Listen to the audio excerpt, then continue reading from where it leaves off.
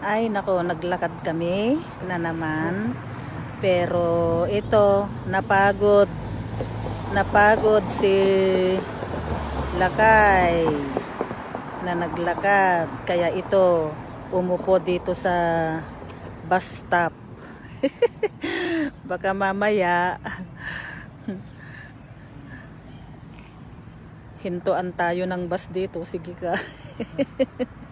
Ayan. Ayun yung mga bahay na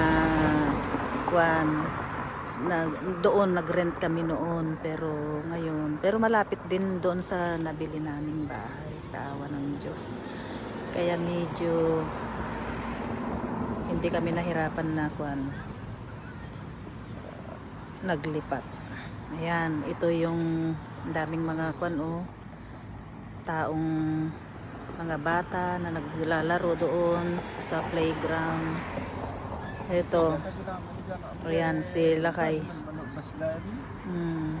Kasi holiday ngayon, kaya medyo walang masyadong maraming sasakyan ngayon dahil medyo